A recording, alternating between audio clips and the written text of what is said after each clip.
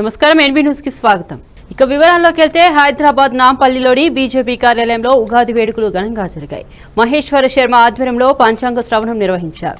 కరోనాతో కోట్ల మంది ప్రజలు తీవ్ర ఇబ్బందులు పడ్డారని కేంద్ర మంత్రి కిషన్ రెడ్డి అన్నారు. ప్లవనామ సంవత్సరంతో వెలుగుల్లోకి అడుగుపెట్టామన్నారు. ఈ ఏడాది వర్షాలు సకాలంలో కురిసి ప్రజలంతా సంతోషంగా ఉండాలని ఆయన ఆకాంక్షించారు. ప్రధాని మోదీ నాయకత్వంలో దేశం మరింత అభివృద్ధి చెందాలన్నారు. బండి సంజయ్ మాట్లాడుతూ రాష్ట్ర ప్రజలందరూ సుఖ సంతోషాలతో వర్ధిల్లాలన్నారు. ఈ కార్యక్రమంలో చింతల రామచంద్రారెడ్డి పలువురు ముఖ్య నేతలు పాల్గొన్నారు.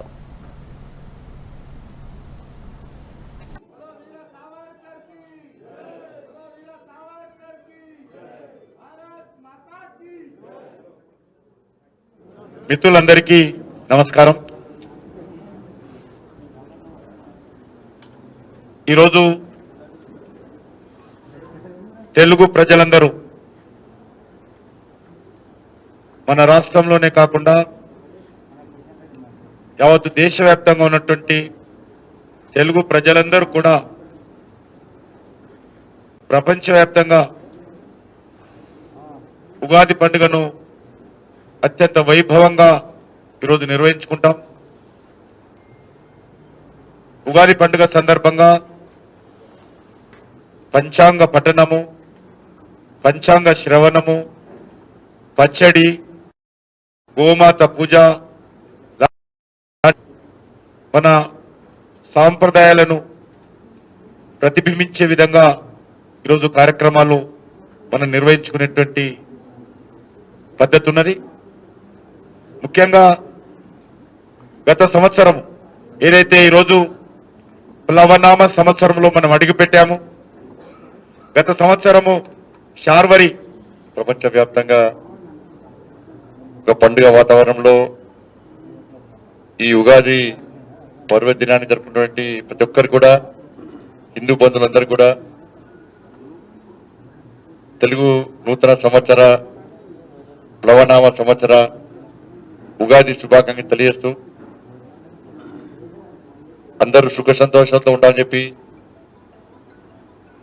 గతంలో ఉన్నటువంటి కష్టాలు తొలగిపోయి, గతంలో ఉన్నటువంటి ఇబ్బందులు తొలగిపోయి ఒక మంచి ఆలోచనతో అందరు కలిసిమెలిసి వాళ్ళ నిత్య జీవితం ఇదే విధంగా కొనసాగాలని చెప్పి మనస్ఫూర్తిగా కోరుకుంటూ, ఇప్పటివరకు వేద పండితులు మన పంచాంగ శ్రవణాన్ని, పంచాంగ పఠనాన్ని మనందరం విన్నాం. వారి అద్విషయం కూడా అయిపోయారు. రాశుల పరంగా మనం ఏ విధంగా రాబోయే రోజుల్లో మనం ముందుకు పోతున్నాం, ఏ విధంగా కష్టాలు రాబోతున్నాయి, ఏ విధంగా మంచి రాబోతుంది చెప్పి అన్ని వారు చెప్పడం జరిగింది. దానికి పరిష్కారం కూడా వారు చెప్పడం జరిగింది. కాబట్టి ఏ రాశి ఎట్లున్నా దాని గురించి టెన్షన్ పడకుండా, ఇబ్బంది పడకుండా, దురాలోచన చేయకుండా దానికి పరిష్కార మార్గాలు సంతోషాలతో ఉండాలని చెప్పి శ్రీ ప్లవనామ సంవత్సర ఉగాది వేడుకలను హైదరాబాద్ ఎన్టీఆర్ ట్రస్ట్ భవన్లో ఘనంగా నిర్వహించారు. పంచాంగ శ్రవణం నిర్వహించారు. ఈ కార్యక్రమంలో తెలంగాణ టీడీపీ అధ్యక్షుడు రమణ, నాగిరెడ్డి, సీనియర్ నాయకులు పాల్గొన్నారు.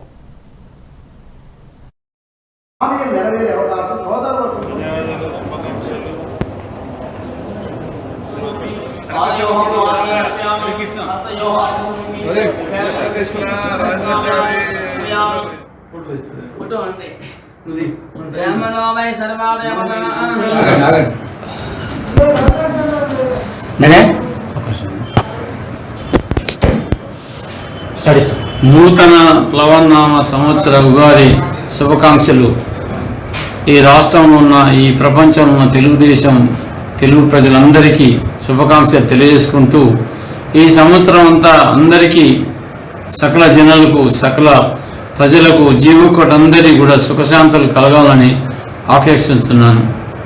తెలుగుదేశం పార్టీ అన్న ఎన్టీ రామారావు గారు ప్రవేశపెట్టినటువంటి ఎస్సీ, ఎస్టీ, బీసీ, మైనార్టీల పార్టీ అయిన తెలుగుదేశం పార్టీ మాన్యశ్రీ మాజీ ముఖ్యమంత్రి వారు, జాతీయ తెలుగుదేశం పార్టీ అధ్యక్షులు గౌరవనీయులు శ్రీ నారా చంద్రబాబు నాయుడు గారు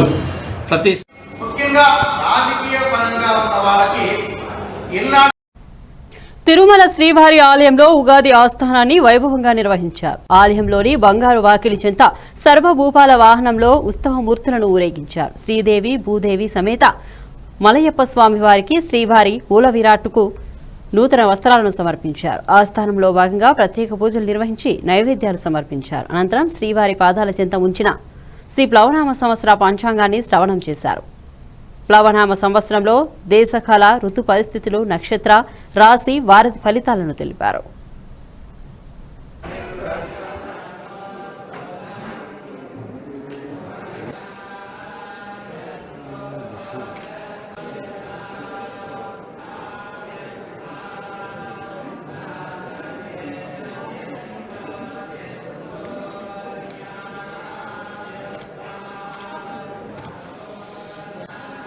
సందర్భంగా తిరుమల తిరుపతి దేవస్థానం కలియుగ వెంకటేశ్వర స్వామి దగ్గర ఉగాదాసనం. ఈ సందర్భంగా భక్తులకి, ప్రజలకి అందరికీ ఉగాది నూతన సంవత్సరం శుభాకాంక్షలు, శ్రీ ప్లవనామ సంవత్సరం శుభాకాంక్షలు. ఈ సందర్భంగా తిరుమలలో స్వామివారి సన్నిధిలో శ్రీ తిరుమల వైకుంఠం అని బుక్ ఒకటి రిలీజ్ చేయడం జరిగింది. ఇది బ్రహ్మాండంగా ప్రచురించబడ్డ స్వామివారి వైభవంగా ఏ విధంగా ఉంటారో కాఫీ టేబుల్ బుక్ లాగా దీన్ని ముద్రించడం జరిగింది. దీని ముద్రణకర్త, ప్రచురణకర్త చేసినది మొత్తం శ్రీ అండ్ శ్రీమతి రమణ గారు, వాళ్ళ కుటుంబం చాలా గొప్పగా దీన్ని ముద్రించడం జరిగింది. వాళ్ళు శ్రీరంగం రంగనాయక స్వామి గారి సన్నిధి నుంచి వచ్చి ఈరోజు ఇక్కడ పుస్తకాలు ఆవిష్కరించుకొని స్వామి గారికి సమర్పించడం జరిగింది. వారి వారికి కూడా ఉగాది శ్రీ ప్లవనామ సంవత్సర మొట్టమొదటిగా శ్రీ ప్లవనామ సంవత్సర ఉగాది ఈరోజు ఉదయం 7 నుంచి 9 గంటల వరకు సన్నిధిలో స్వామివారి సన్నిధిలో ఉగాది ఆస్థానాన్ని ఘనంగా నిర్వహిస్తున్నాము. ఈ ఉగాది సందర్భంగా హనుమంతుని జన్మస్థానం గురించి నివేదికను ఈరోజు రోడ్డు మీద రాయి తీసి టీడీపీ అధినేత చంద్రబాబు డ్రామా చేశారని వైసీపీ అధికార ప్రతినిధి అంబంటి రాంబాబు ఆరోపించారు. తిరుపతిలో ఆయన మీడియాతో మాట్లాడుతూ పొలిటికల్ డ్రామాలు ఆడేవారికి ప్రజలే బుద్ధి చెబుతారన్నారు. తిరుపతిలో టీడీపీ ఓటమి ఖాయమైందని అంబంటి జోషం చెప్పారు. ఎస్సీసీ స్టేట్ సెంట్రల్ ఎలక్షన్ కమిషన్ కలవడానికి ఇక్కడి నుంచి ఒక బృందం బయలుదేరింది. ఏంటే చంద్రబాబు నాయుడు గారు చెప్పేది? ఈ పోలీసుల వల్ల కాదట, పారామిలిటరీ దళాలు వచ్చి ఎన్నికలు జరపాలంట. ఏమంటే ఎక్కడ జరిగిందా? పారామిలిటరీ దళాలు వచ్చి ఎన్నికలు జరిగితే పరిస్థితి ఎక్కడైనా ఉందండి? అంత గందరగోళం ఏమన్నా జరిగిందండి? ఏమిటి అన్యాయం అడుగుతా ఉన్నా. గెలవలేక ఓడిపోతున్నామని తెలిసి ఒక అద్భుతమైనటువంటి నాటకాన్ని ఆడేటటువంటి పరిస్థితికి చంద్రబాబు నాయుడు గారు దిగజారిపోయిన మాట వాస్తవమా కాదా? ఇవాళ వైఎస్ఆర్ కాంగ్రెస్ పార్టీని ఎదుర్కోలేనటువంటి పరిస్థితుల్లో ఉన్నటువంటి చంద్రబాబు నాయుడు గారు ఈ విధమైనటువంటి డ్రామాలు అనేటటువంటి కార్యక్రమం చేయటం నిజంగా ప్రజలు గమనిస్తూ ఉన్నారు. తిరుపతి ప్రజలు కూడా ఖచ్చితంగా గమనించాలని కూడా ఈ సందర్భంగా నేను మనవి చేస్తున్నా. దిగజారు రాజకీయాలు చేస్తున్నారు చంద్రబాబు నాయుడు గారు. ఇవాళ నాకు అనుమానం వేస్తుంది ఏంటంటే, మొన్న మీరందరూ చూశారు, జిల్లా పరిషత్ ఎన్నికల్లో నామినేషన్లు వేశారు, గుర్తులు వచ్చాయి, బీఫారాలు ఇచ్చారు. సడన్గా మేము పాల్గొనడం లేదు, అన్యాయం జరుగుతుంది, అక్రమం జరుగుతుందని చెప్పారు. అదే విధమైన స్టంట్ ఇవాళ చంద్రబాబు నాయుడు గారు ఆడబోతున్నాడు అని అనుమానంగా ఉంది. ఏమిటి అంటే అది ఇది గొడవలు జరుగుతున్నాయి, రాళ్ళదారులు జరుగుతున్నాయి, అన్యాయాలు జరుగుతున్నాయి, పారామిలిటరీ రాలేదు కాబట్టి మేము 15వ తారీఖు తర్వాత మేము ఎలక్షన్లోనే పాల్గొము. అవమానకరమైన ఓటమిని చవి చూడటం కంటే ఎలక్షన్లో పాల్గొకుండా పారిపోవటం మంచిదేమోనని చంద్రబాబు నాయుడు గారు భావిస్తున్నారేమోననేటువంటి అనుమానం ఇవాళ కలుగుతా ఉన్నది. ఇలాంటి ఒక తప్పుడు ప్రచారం చేసి ఆర్భాటం చేసి రాజకీయాల్లో లబ్ధి పొందాలని ప్రయత్నం చేస్తున్నటువంటి చంద్రబాబు నాయుడు గారికి ఈ రాష్ట్ర ప్రజలే కాదు, ముఖ్యంగా తిరుపతి ప్రజానీకం సరైనటువంటి సమాధానం చెప్పవలసినటువంటి అవసరం ఉన్నది. పొలిటికల్ డ్రామాలు ఆడేటటువంటి రాజకీయవేత్తల్ని దూరంగా పెట్టవలసినటువంటి అవసరం ఉన్నది. రాళ్ల వర్షం లేకపోయినా రాళ్ల వర్షం పడినట్టు నిజంగా ఆ రాయి ఇంత ఉందండి. ఆ రాయి పడితే ఎవరికైనా దెబ్బ తగలదండి? పైనుంచి విసిరితే ఎవరికైనా దెబ్బ తగిలిందండి? ఎవరిని హాస్పిటల్లో చేరారండి? పలువురు హాస్పిటల్లో చేరారు, రాస్తున్నారు పత్రికలు కొన్ని. రాళ్ల వర్షం, రాయి పడింది అన్నారు, అది కూడా ఎవరన్నా చూడాల. నేను అడుగుతా ఉన్నా, మీడియా మిత్రులు ఇంతమంది ఉన్నారు కదా, అక్కడ వారికి సంబంధించిన మీడియా కూడా ఉంది కదా, రాయి పడుతున్న దృశ్యాన్ని ఎక్కడైనా క్యాప్చర్ చేశారండి? క్యాప్చర్ చేయలే. ఎవరన్నా చూశారండి? చూసిన వాడు లేడు. ఎవరో కింద నుంచి ఆకతాయి వాడు అరిస్తే ఆ రాయి పడిందని ఆ రాయిని పట్టుకొని కుక్క తోక పట్టుకొని గోదావరి వీరాలనేటువంటి ఉద్దేశంతో ఆ రాయిని పట్టుకొని నాటకమాడి డ్రామా ఆడి సింపతి పొందాలని ప్రయత్నం చేసేటటువంటి కుయుక్తులు కలిగినటువంటి చంద్రబాబు నాయుడు గారికి తిరుపతిలో సమాధానం కావడానికి వెళ్తున్నాము అన్నారు. ముందుగా అనుకున్న ప్లాన్ ప్రకారమే గవర్నర్. విశాఖ జిల్లా పాయకరావుపేటలో ఉగాదిని పురస్కరించుకుని పేరంటాలమ్మ తీర్థం ఘనంగా నిర్వహించారు. ఈ సందర్భంగా ఆలయ కమిటీ సభ్యులు జగత శ్రీను మాట్లాడుతూ ముందుగా పాయకరావుపేట ప్రజలకు ఉగాది శుభాకాంక్షలు తెలిపారు. ఈ ఉగాది సకల సౌభాగ్యాలు, ఆయురారోగ్యాలు, స్వామివారి కరుణా కటాక్షములు కలగాలని కోరారు. ఈ కార్యక్రమంలో ఆలయ కమిటీ సభ్యులు, వైసీపీ నాయకులు కనకరాజు, నాగసూరి, శ్రీను తదితరులు పాల్గొన్నారు. ఇది 3 తరాలుగా ఈ తీర్థం అనేది జరుగుతుంది. సంవత్సర శుభాకాంక్షలు అంటే పేరంటాలమ్మ తీర్థం ప్రతి సంవత్సరం ఉగాది రోజు మనం జరుపుకుంటాం. ఈ పేరంటాలమ్మ తీర్థాన్ని చిలకల తీర్థంగా గత కొన్ని సంవత్సరాలుగా ప్రసిద్ధి పొందింది. ఇది 3 తరాలుగా ఈ తీర్థం అనేది జరుగుతుందండి. ఈవిడి అసలు రాజా పంతుల వారి ఆడబిడ్డ మలిపెద్దవారి పాళ్ళు. ఇది కేవలం ఉగాది రోజునే ఈ గుడిని మనం ఓపెన్ చేస్తాం. అది ఎందుకు అంటే ఆవిడ ఆ రోజునే గుండం పట్టారు. గత 3 తరాలుగా ఇది మలిపెద్దవారు ఈ తీర్థానికి దగ్గర ఉండి వాళ్ళ కుటుంబ సభ్యులు, వాళ్ళ సన్నిహితులు అందరూ జరుపుకుంటున్నారు. నవనామ సంవత్సర శుభాకాంక్షలు, ఉగాది శుభాకాంక్షలు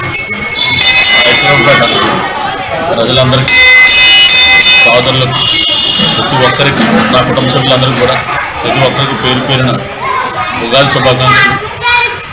అందరూ ఈ సంవత్సరం పురస్కరించుకొని అష్టైశ్వర్యాలతో ఆయురారోగ్యాలతో అందరూ సంతోషంగా ఉండాలని, ఈ కరోనా మహమ్మారిని మనం నిబంధనలు పాటిస్తూ మనం జరిగే కార్యక్రమాలు ఈరోజు ఉగాది కాబట్టి శ్రీ రాముల వారి గుడిలో కార్యక్రమం జరుగుతుంది కాబట్టి ప్రతి ఒక్కరూ మాస్క్ అందరూ.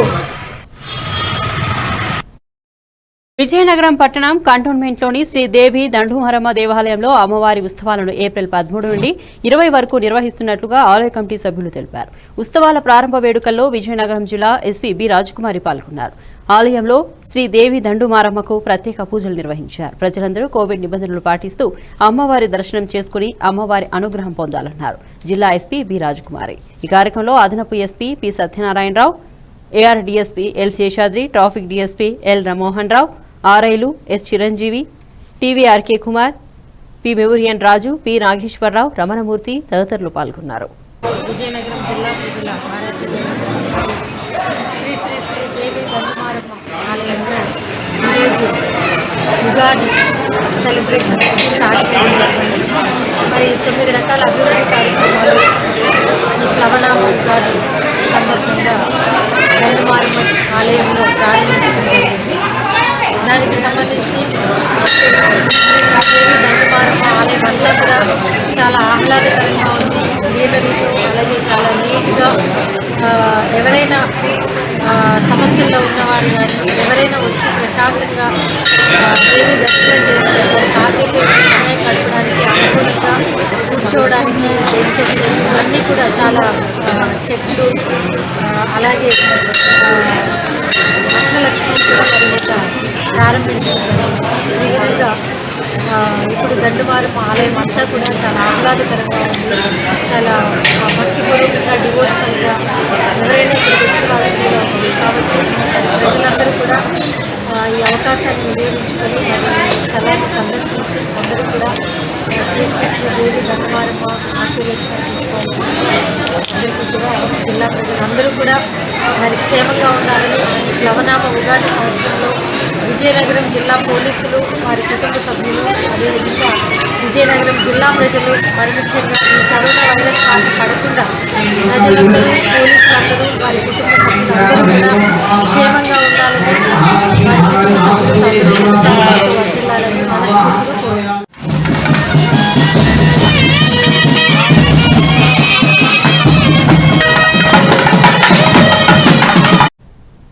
ప్రగతి సేవా సంస్థ ఆధ్వర్యంలో నెల్లూరు జిల్లా చిల్లకూరు హరిజనవాడలోని సుందరమ దేవాలయంలో పొనక మల్లికార్జున రెడ్డి సహాయ సహకారాలతో 2 సిమెంట్ బెంచులు భక్తుల సౌకర్యార్థం ప్రారంభించారు. ఉగాదిని పురస్కరించుకుని దేవాలయంలో పూజా కార్యక్రమంలో సంస్థ కుటుంబ సభ్యులు పాల్గొన్నారు. అధ్యక్షులు కడివేటి చంద్రశేఖర్, ఉపాధ్యక్షులు బండి ధనుంజయ రెడ్డి, కార్యదర్శి జి చంద్రశేఖర్, కోశాధికారి కె శ్రీనివాసులు తదితరులు పాల్గొన్నారు.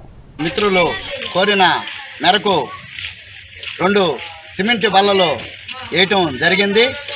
ఆ సిమెంట్ బల్లలు మా శ్రేయోభిలాషి మా తమ్ముడు పొనక మల్లికార్జున రెడ్డి స్పాన్సర్ చేయటం జరిగింది. పొనక మల్లికార్జున రెడ్డి గారికి ప్రత్యేక అభినందనలు. ఎందుకంటే మళ్ళీ అనేక కార్యక్రమాలు అంటే వెనక ఆయన ముందు ఉండడు, వెనక ఉండి ప్రగతి సేవా సంస్థకి వెన్నెముకలాగా మా పొనక మల్లికార్జున రెడ్డి ఉంటాడు. ఆయన సారథ్యంలో చాలా కార్యక్రమాలు చేశాము. రేపు నెలలో కూడా ఒక మంచి కార్యక్రమాన్ని కూడా పెద్ద కార్యక్రమం కూడా పెట్టుకుంటున్నాం. మరోమారి పొనక మల్లికార్జున రెడ్డి గారికి ప్రత్యేక అభినందనలు.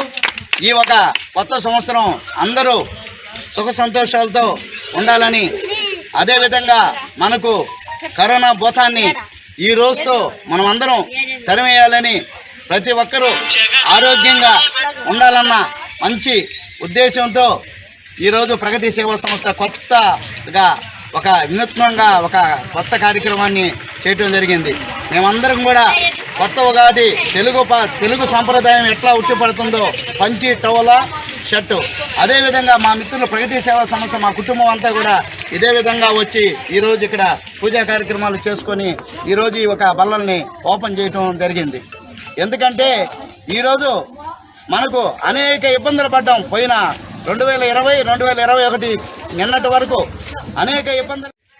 ఉగాది ఆదిలాబాద్ జిల్లా ఇచ్చోడ మండల కేంద్రంలో గల స్థానిక సుభాష్ నగర్ లో గల బీజేపీ కార్యాలయంలో మండల బీజేపీ మండల అధ్యక్షుడు కేంద్ర నారాయణ ఆధ్వర్యంలో ప్రెస్ మీట్ నిర్వహించారు. ఎంపీ సోయం బాపురావుపై టీఆర్ఎస్ నాయకులు చేసిన వ్యాఖ్యలను ఖండించారు. ఈ కార్యక్రమంలో జిల్లా కార్యదర్శి కొల్లూరు చంద్రశేఖర్, మండల ప్రధాన కార్యదర్శి తెహార రమేష్, గిరిజన మోర్చా నాయకుడు పెరుమాన్ల పోసెట్టి, మైనారిటీ మోర్చా నాయకులు ఖదీర్, మహిళా నాయకురాలు అనురాధ, బత్తుల లక్ష్మి, బీసీ మోర్చా అధ్యక్షుడు సునీల్, సురేష్, గంగాధర్ తదితరులు పాల్గొన్నారు. మా ఎంపీ గారి మీద ఒక అసభ్యంగా మాట్లాడి కించపరుస్తుండు, మా ఎమ్మెల్యేని మా నాయకులను కించపరుస్తుండు అని మాట్లాడిండు. మేము కించపరచడం కాదు, ముందు మీరు నేర్చుకోండి మంచిగా ఉండేటట్లు. మీరు కించపరిస్తే మా మీద దాడి చేస్తేనే మేము ఎదురు దాడి చేస్తాం. మా ఎంపీని మీరు నాలుక కోస్తాం అది ఇది అంటే మేము ఒక చిన్న కౌంటర్ ఇచ్చిండు మా ఎంపీ సార్ మీద, పెద్దది కాదు, చిన్న కౌంటర్ ఇస్తే దాని మీదనే రచ్చ. పాయల్ శంకర్ గారు 3 సార్లు ఓడిపోయిండు, ఆయన కొడుకు కూడా 3.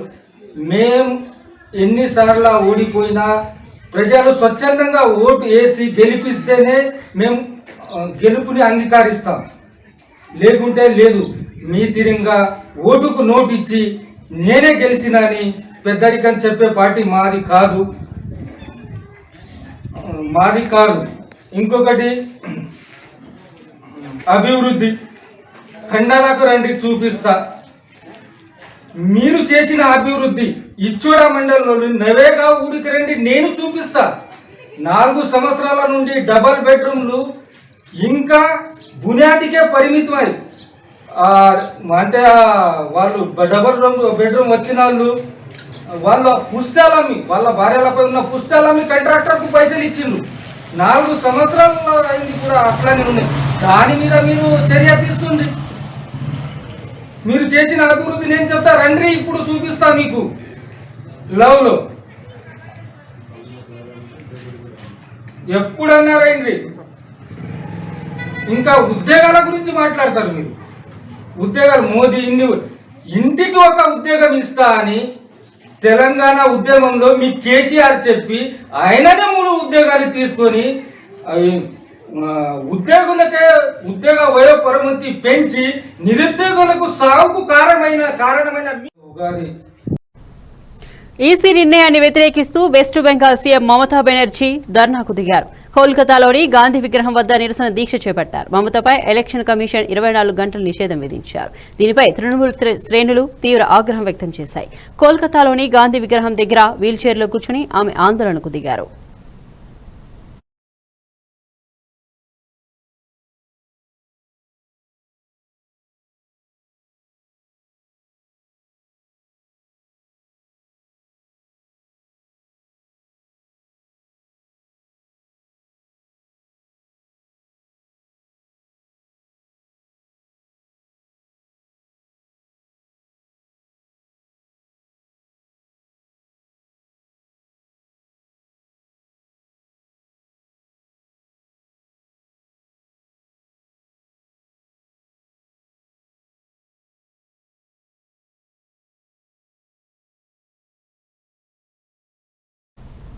కరోనా విజృంభణ దృష్ట్యా సిబిఎస్ఈ పరీక్షలు రద్దు చేయాలని ఢిల్లీ ముఖ్యమంత్రి అరవింద్ కేజ్రీవాల్ కేంద్ర ప్రభుత్వాన్ని కోరారు.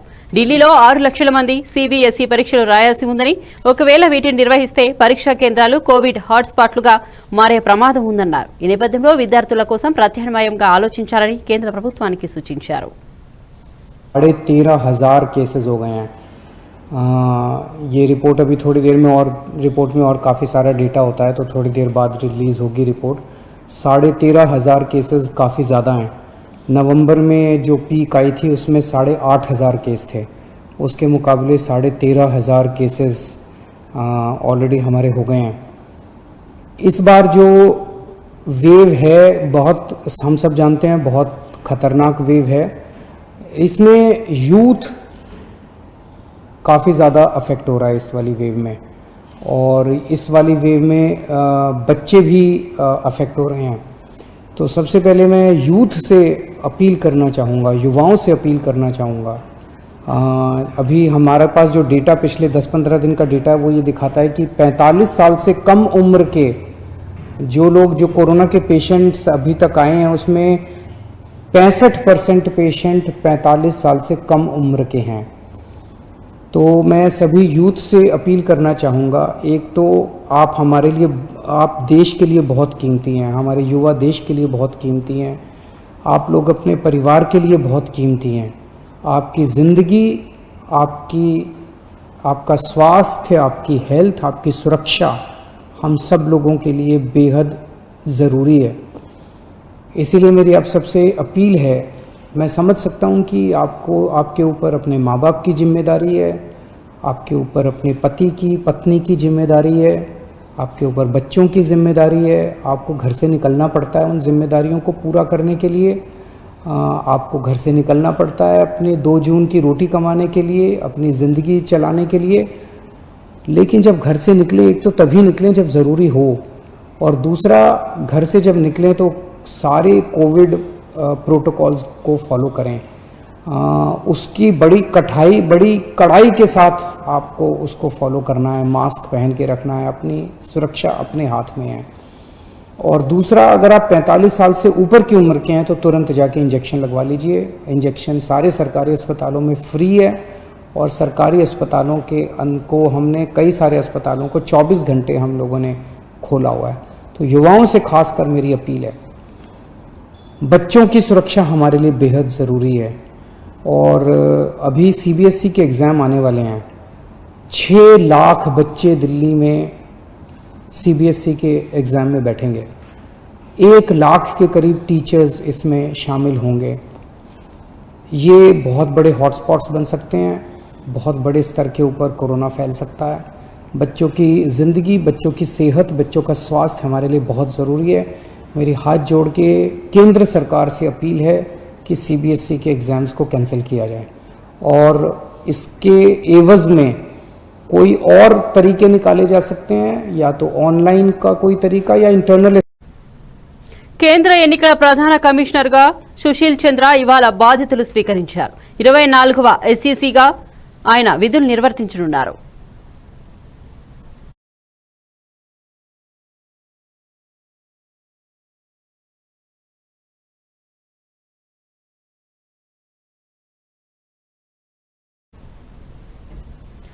కేంద్ర ఎన్నికల ప్రధాన కమిషనర్ గా సుశీల్ చంద్ర ఇవాళ బాధ్యతలు స్వీకరించారు. 24వ సీఈసీగా ఆయన విధులు నిర్వర్తించనున్నారు. సుశీల్ చంద్రను సీఈసీగా నియమిస్తూ కేంద్ర న్యాయశాఖ ఉత్తర్వులు జారీ చేసింది. ప్రస్తుత సీఈసీ సునీల్ అరోరా సోమవారం పదవి విరమణ చేశారు. ఈ నేపథ్యంలో ప్రస్తుతం కేంద్ర ఎన్నికల సంఘంలో అత్యంత సీనియర్ కమిషనర్ గా ఉన్న సుశీల్ చంద్రను నూతన సీఈసీగా కేంద్రం నియమించింది. 2022 మే 14 వరకు సీఈసీగా సుశీల్ చంద్ర పదవిలో కొనసాగుతారు.